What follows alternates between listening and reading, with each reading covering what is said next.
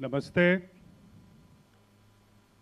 आप सभी का इस ढाई आकर के विशेष सत्र में बहुत बहुत स्वागत। दोस्तों, हिंदी केवल एक भाषा नहीं है, हिंदी वाणी है, हिंदी सोच है। हम सपने भी हिंदी में लेते हैं। हिंदी भारत देश की दिल की धड़कन है और हिंदी का प्रमुख प्रचारक देश विदेश में रहा है हिंदी सिनेमा और रंगमंच। आज मेरे साथ मंच पे दो बहुत खास मेहमान हैं, दो ऐसी हस्तियां जिन्होंने कला के क्षेत्र में बहुत नाम कमाया। ना सिर्फ अभिनय में बल्कि वेब सीरीज, डायरेक्शन और रंगमंच के क्षेत्र में इन्होंने बहुत नाम कमाया। हालांकि अक्सर सवाल मुझसे पूछे जाते हैं, लेकिन आज ये काम मुझे सौंपा गया। तो आइए बातें करते हैं। जोरदार तालियों के साथ स्वागत कीजिए मेरे प्रिय मित्र सौरभ शुक्ला और चितरंजन त्रिपाठी का। सौरभ, आपसे शुरुआत करता हूं। हिंदी सिनेमा में अगर भाषा की बात करें तो बहुत बदलाव देखने को मिला है। शुरुआत में उर्दू, अंग्रेजी और हमारे विभिन्न प्रांतों की जो बोलियां हैं, उसका बहुत ज़्यादा मिश्रण के बाद जो भाषा है फिल्म की, वो बहुत बदली है। आप अपना अगर सफ़र देखें, सत्या, बैंडिट क्वीन से लेकर जॉली एलएलबी और हाल ही में बेहतरीन फिल्म आपकी जो अभी आई है ZEE5 पे, जब खुली किताब, और सूबेदार, इस बदलाव को कैसे देखते हो और जो दर्शकों का मिजाज बदला है उसके बारे में क्या कहना है? नमस्कार। तो ये बड़ा उलझा हुआ सा सवाल है और बहुत ही ये अक्सर सवाल क्या, ये स्टेटमेंट भी मैंने कई बार सुना है कि किस तरह से कला जो है वो भाषा को, एंड स्पेशली थिएटर और सिनेमा जो है वो भाषा को उसका विस्तार करता है। और ये फिल्म मेकर से डिमांड की जाती है कि आप उच्च कोटि की भाषा जो है वो इस्तेमाल करें। यहाँ ऐसा कितने लोग सोचते हैं? अगर एक बार हाथ उठा दे तो मैं ज़रा देखिए, मेरा एक पर्सपेक्टिव है, एक फिल्म मेकर का पर्सपेक्टिव होता है या एक नाटककार का पर्सपेक्टिव होता है। हम लोग भाषा नहीं लिखते हैं, हम लोग किरदार लिखते हैं। वो किरदार क्या भाषा बोलता है, हम उसके प्रति समर्पित होते हैं, ना कि भाषा के प्रति समर्पित होते हैं।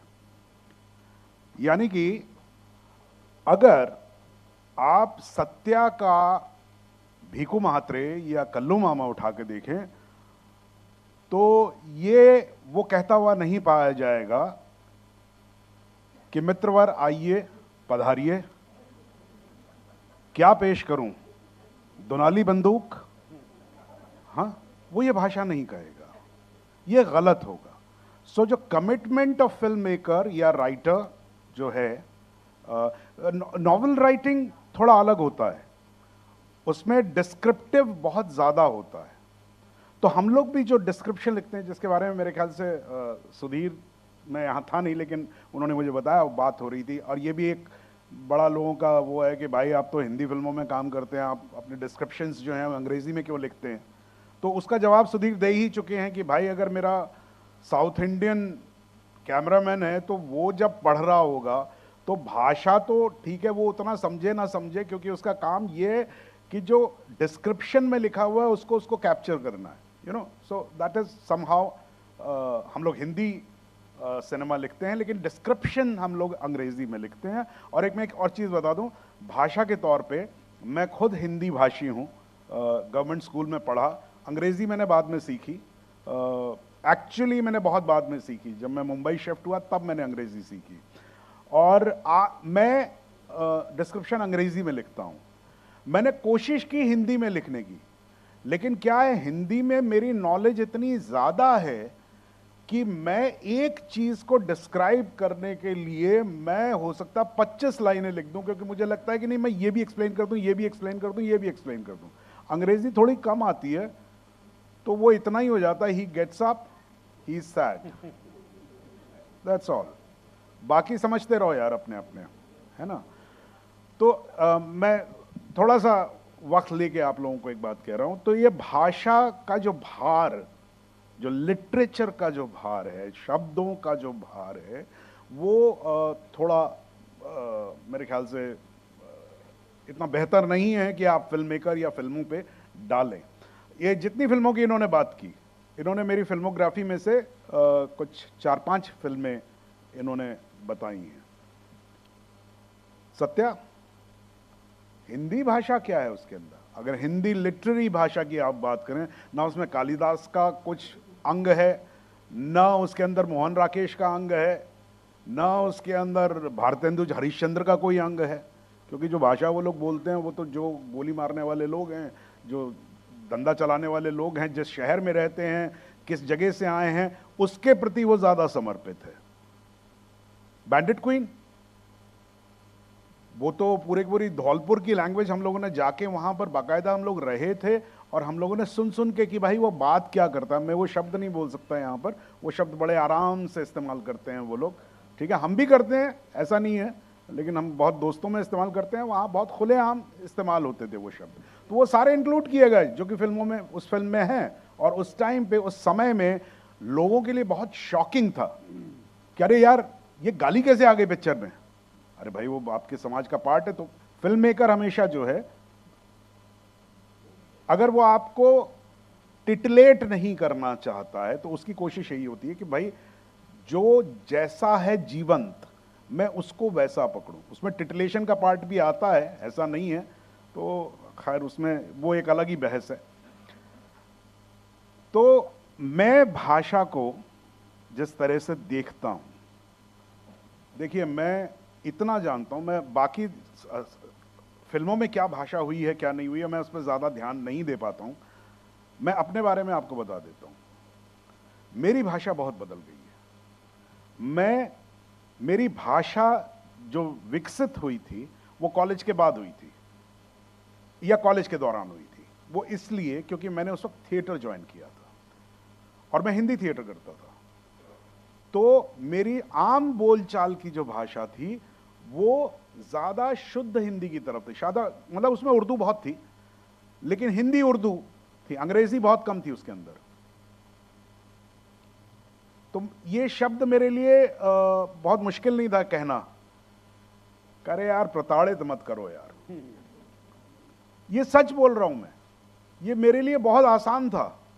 हम लोग आपसी भाषा में जब कल, अरे रहन दो यार, तुम प्रताड़ित मत करो यार, है ना, ये निकल जाता था। अब ये शब्द मेरे पास है नहीं, मैं जानता हूं इस शब्द को, लेकिन वो खुद ही कहते वक्त मेरे को लगता है यार कि तू क्या बोल रहा है। क्योंकि अब मैं ऐसे समाज में हूं जहां मैं लगातार अंग्रेजी का इस्तेमाल करता रहा हूं। तो जो भाषा मैं पहले बोलता था वो भाषा अब नहीं है। पहले भी खूबसूरत थी, आज भी खूबसूरत है।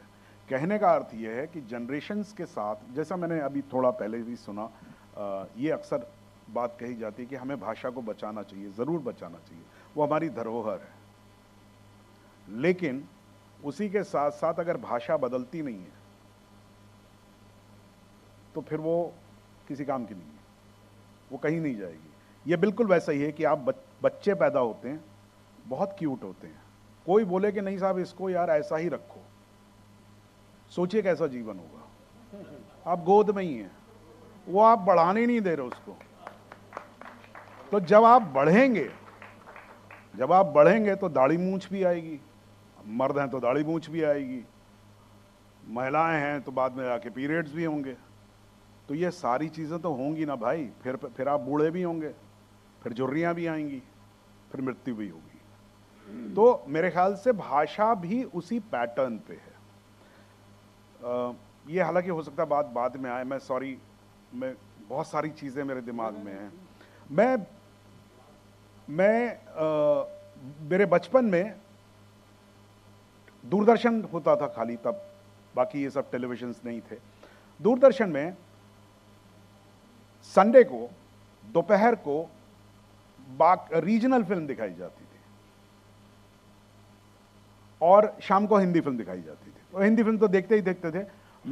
मुझे फिल्मों का बड़ा शौक था। मैं रीजनल फिल्में भी देखता था, जिसमें मैंने मलयालम फिल्में देखी हैं, तमिल फिल्म देखी है, बंगाली फिल्म देखी है, उड़िया फिल्म भी देखी है, कोई कोई फिल्म देखी है। कोई सबटाइटल नहीं होता था, पिक्चर मुझे पूरी समझ में आती थी। Film is a medium of visuals. It is not a medium of language. Please understand. Film doesn't like words. If film में कहते हैं, अगर आप जो शब्द से कह सकते हैं, अगर वो आप बिना शब्द के कहेंगे, तो वो ज्यादा बेहतर आर्ट है रादर देन उसमें शब्द भरे।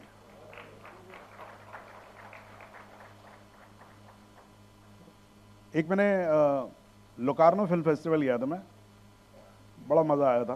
विदेश गए, फ्री में गए थे, फिल्म गई थी हमारी। मैंने वहाँ एक फिल्म देखी थी। It was a Japanese film and it was a what we call is a multi story और अ मल्टी ट्रैक फिल्म, कि एक किरदार आपने इधर पकड़ा, एक किरदार उधर पकड़ा, एक किरदार, वो उनकी अलग अलग जिंदगी है। And then the film somehow make sense about their life. ऐसी बहुत सारी फिल्में हैं, लाइफ इन मेट्रो जैसे आप लोगों ने देखी होगी, या ऐसी बहुत सारी फिल्में मॉडर्न उसमें बनती। It was that, the language was Japanese. We had 2 subtitles, one was Italian, one was German. तीनों में से कुछ नहीं समझ में आता, but I got the film, I cried in the film, I laughed in the film. Yes, of course, I couldn't get the very fine nuances of language, but I got the film. And that is what a film is all about. That's what I want to say. Thank you. बहुत अच्छी बात की आपने कि किरदार की जो भाषा है वही फिल्म की भाषा होती है। चित्रंजन, अगर बात करें, सिनेमा ने जोर डाला हिंदी के प्रसार पे और रंगमंच ने गहराई पे। ये भी कहा जाता है अक्सर कि शुरुआती दौर में जब हिंदी फिल्मों की अगर बात करें तो उसमें जो हमारे उस समय के महान हिंदी लेखक थे या कवि थे, उनको वो जगह नहीं मिली हिंदी फिल्मों में जो मिलनी चाहिए थी, लेकिन रंगमंच ने उनको अपनाया। तो क्या इस संदर्भ में आपको लगता है कि भारतीय रंगमंच की कंट्रीब्यूशन ज़्यादा रही है अगर हम कंपेयर करें सिनेमा से? हाँ, क्योंकि सिनेमा को अभी हम लिटरेचर के दायरे से बाहर रखते आए हैं और नाटक को नहीं रखा गया है। थोड़ा सा अनमन ढंग से नाटक को उस दायरे में रखा गया है। तो जाहिर सी बात है कि उसमें अगर भाषा की प्रचार प्रसार की तरह से हम देखें तो नाटक का ज़्यादा कंट्रीब्यूशन है, पर यह कंट्रीब्यूशन बनाया गया है। सिनेमा में भी इतनी अच्छी अच्छी लिरिक्स होते हैं, तो उसको कभी हम लिटरेचर का एक भाग नहीं मानते हैं ज़्यादातर। और क्योंकि साहित्य का उद्गार ज़्यादा होने लगा नाटकों में, तो इसलिए सिनेमा में जिस तरह से सौरभ भाई कह रहे थे कि एक किरदार के बारे में हम लिखते हैं, तो वो किरदार के बारे में लिखना शायद कहीं कहीं उसकी प्रॉब्लम आई है। अभी इन दिनों जिस तरह के नाटक लोग लिख रहे हैं, भले ही उसको साहित्य अकेडमी अवार्ड दे ना दे, उसको कोई पर्टिकुलर लैंग्वेज का डिपार्टमेंट अवार्ड दे ना दे, भले ही उसको सेमिनार का हिस्सा ना बनाया जाए, बट अभी जो जिस तरह के नाटक नए तरह से लोग लिख रहे हैं, वो भी उसी तरह के किरदार की पर्सपेक्टिव से लोग सोचना शुरू कर चुके हैं, जो कि होना भी चाहिए। क्योंकि ज़िंदगी में जितने लोग हम यहाँ बैठे हैं, सबकी अपनी अपनी एक खूबी होगी कि वो किस तरह से सोचता है, किस तरह से बोलता है। हिंदी साहित्यिक अगर 4 भी बैठे होंगे, चारों ने जब अपने अपने बारी जब आए अगर मुंह खोलेंगे, तो साहित्यिक होने के नाते चारों के जो भाषा का चयन, मतलब शब्दों का चयन, वो अलग होगा, क्योंकि वो बेसिकली अलग अलग किरदार हैं। उसको कहीं ना कहीं शायद हमने थोड़ा बहुत मिस किया होगा, लेकिन अभी तो बहुत अच्छा हो रहा है। अभी तो बाउंड्री सब हट रही है। अभी आप ये नहीं कह सकते कि ये सिनेमा है, यही सिनेमा है, ये रंगमंच है, यही रंगमंच है। तो अच्छा है, बाउंड्री धीरे धीरे हट रही है, यानी कि लोग शायद ज़रूरत से अधिक विद्वान बन रहे हैं, समझदार बन रहे हैं। बिना लिखित, मुझे किसी का परमिशन नहीं चाहिए आज लिखने के लिए। जैसे मैंने एक नाटक डायरेक्ट किया था 28 साल पहले, जब मैं एनएसडी से जस्ट निकला ही था, ताजमहल का टेंडर। वो नाटक को क्योंकि एक ब्यूरोक्रेट ने लिखा था, इसलिए उसको उस समय के जो दिग्गज बड़े बड़े जो डायरेक्टर्स थे उन्होंने हाथ नहीं लगाया, क्योंकि बैक ऑफ द माइंड शायद लोगों को लग रहा होगा, ये जो एक अहंकार आता है कि हम थिएटर के हैं, हम ही लिखेंगे, तुम लिखोगे, तुमको क्या पता है लिटरेचर के बारे में, you are a bureaucrat. But यकीन जानिए, वो नाटक पिछले इतने सालों में one of the best satires we have in Hindi literature.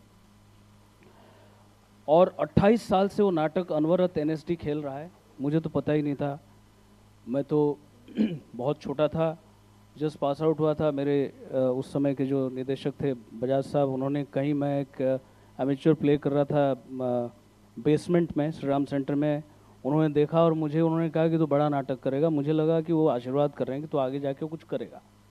वो 5 दिन के बाद कहते हैं कि तू रेपेट्री के साथ प्ले कर। मेरे समझ से बाहर था, क्योंकि रेपेट्री में नाटक करने के लिए आपको प्रचुर वो चाहिए, बहुत सारा एक्सपीरियंस होना चाहिए, क्योंकि रेपेट्री में हम मान के ये चलते हैं कि बहुत उम्दा कलाकार वहाँ आते हैं।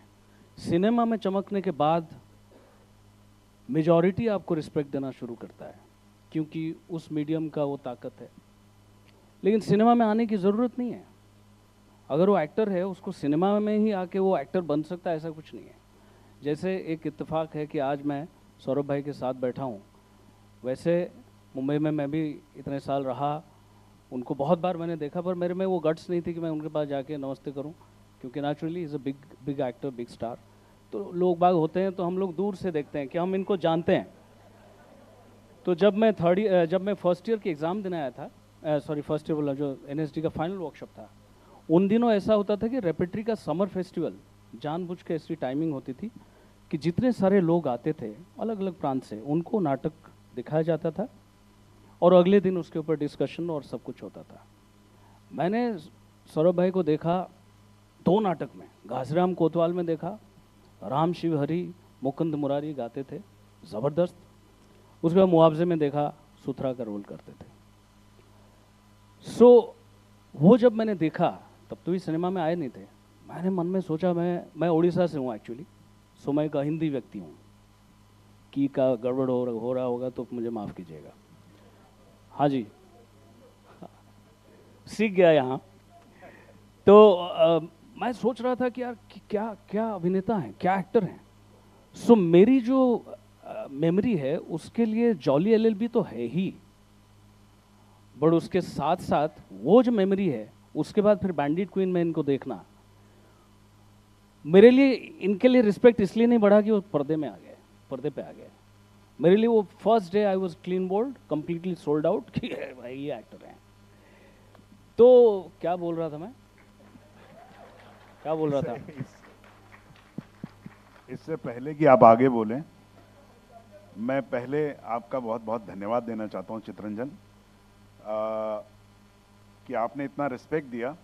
लेकिन मैं ये भी समझ गया कि आप भी मुझे गलत समझे कि आज आपने कहा कि मेरी हिम्मत नहीं पड़ी।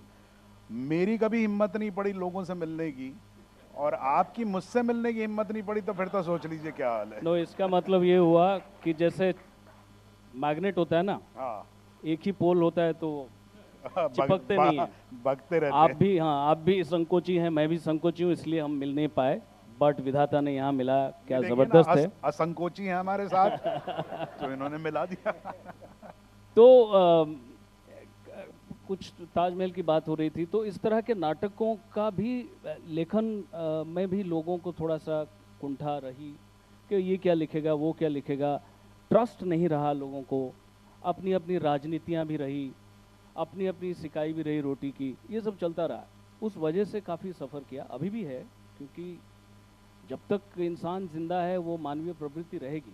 लेकिन अभी काफ़ी कुछ चेंज हुआ है, डेमोक्रेटाइजेशन हुआ है बिकॉज ऑफ डिजिटल वर्ल्ड, क्योंकि आज कुछ नहीं, मेरा अगर कोई पब्लिश भी नहीं करता है तो भी मैं एक कुछ लिख के डाल सकता हूँ ट्विटर पे, फेसबुक पे। कोई चाहे तो पढ़ लेगा, नहीं चाहे तो नहीं पढ़ेगा, कोई बात नहीं, लेकिन पढ़ेंगे ज़रूर लोग। और 10 से 100 से 1000 पाठक मैं एकजुट कर सकता हूँ। उसके लिए मुझे कोई पब्लिशर के पास जाके बहुत प्रयास करने की ज़रूरत शायद ही पड़े अभी। तो इस तरह से हुआ है। और जहाँ तक भाषा का सवाल है, मैं तो उड़ीसा से हूँ और मैंने ताजमहल का टेंडर किया जो 28 साल से चल रहा है। मैंने उड़िया फिल्में तो नहीं करी उतनी जितनी हिंदी फिल्मों में मैंने काम किया है। छोटे छोटे रोल्स किए हैं, और छोटे रोल्स इसलिए किया क्योंकि मैंने सुना था और पढ़ा भी था एनएसडी में, स्टानिस्लॉवस्की कहता था कि भाई कोई किरदार छोटा नहीं होता है, एक्टर छोटा या बड़ा होता है। तो उसके चक्कर में लगा कि कर चलो, जो भी मिलता है करो। तो वो सब किया। और उसके बाद समुद्र मंथन एक नाटक हम लोगों ने किया एनएसडी में 2 साल पहले। वो तब तक का सबसे बड़ा माउंटिंग था प्ले का। तकरीबन 100 कैरेक्टर्स उसमें आते हैं, जिसमें डांसर्स भी होते हैं, छाऊ के, उड़ीसी के, एट्सेट्रा एट्सेट्रा। हाल ही में मैंने तमस भी डायरेक्ट किया, जो कि विष्णु साहनी जी का। मेरे कहने का अर्थ ये है कि एक स्टेप के बाद अगर आप इंसान हैं, अगर आप में वो सेंसिबिलिटीज़ हैं, जैसे सौरभ भाई ने बोला वो जापानीज़ फिल्म में देख के रोया और हंसा, कुछ न्यूआंसेस शायद मिस हुए होंगे, बट फिर भी वो आपको कैप्चर कर गया। तो लिटरेचर का जो कालजयी लिटरेचर है, उसका काम ही यही है कि वो आपको कम्प्लीटली अरेस्ट कर लेता है, अगर आपकी सेंसिबिलिटी और आपका माइंड थोड़ा सा खुला हुआ है तो।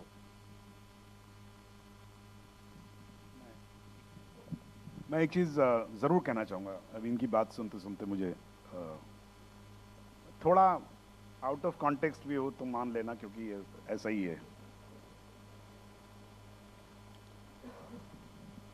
एप्रिसिएशन 2 वजह से हो सकता है। एक, बिकॉज यू लाइक इट, एक because you scared of it. मैं अगर किसी चीज़ से, अगर मुझे किसी चीज़ का डर है कि नहीं अप्रिशिएट करो, तो मैं अप्रिशिएट करूंगा because I am forced, because I am scared. एक है कि मन से ही लगा, अरे यार ये तो बहुत अच्छा है। दोनों तरीके से होता है। मैं ये बात इसलिए कह रहा हूं,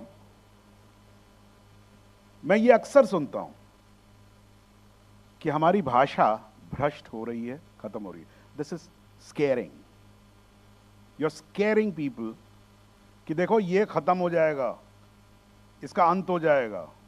ये थोड़ा सा एक तरीका है। एक है भाषा को जो नहीं समझता है उसको समझाना। मेरे फादर जो थे वो बहुत अच्छे टीचर थे, बहुत अच्छे टीचर थे, संगीतज्ञ थे, ट्रिपल एमए थे, हिंदी में एमए थे, हिस्ट्री में एमए थे, और म्यूजिकोलॉजिस्ट थे। वो म्यूजिक में एमए थे, हेड ऑफ द डिपार्टमेंट थे दिल्ली यूनिवर्सिटी में। As a matter of fact वो इतने अच्छे टीचर थे। हम 2 भाई हैं, मेरा बड़ा भाई जो है वो मुझे मैथमेटिक्स पढ़ाता था तो मारता था, तो मैं लड़ पड़ता था। मैं अपने फादर को बोलता था मैं नहीं पढ़ूंगा इनसे, तो मेरे फादर उससे मैथमेटिक्स पढ़ते थे और फिर मुझे पढ़ाते थे। मैं आपको एक किस्सा बताता हूं। एनएसडी का वो होने जा रहा था, मैं कविताएं नहीं पढ़ता था, मुझे, और हिंदी से बड़ा डरता था मैं। ये बहुत जो गूढ़ हिंदी होती है ना, जयशंकर प्रसाद, और वो बहुत डरता था मैं। तो एनएसडी में आपको वो दिए जाते हैं, पीसेस दिए जाते हैं। उसमें रश्मि रथी दिया जाता था, रामधारी सिंह दिनकर का रश्मि रथी। तो वो तो देखते ही मैं ऐसे देखा, मैंने पैसेज दिया हुआ है, मैं वैसे ही डिप्रेस हो गया। मैं कहा अरे यार कविताएं, मतलब ये तो कवि का ये भाव है या क्या कहना चाहता है।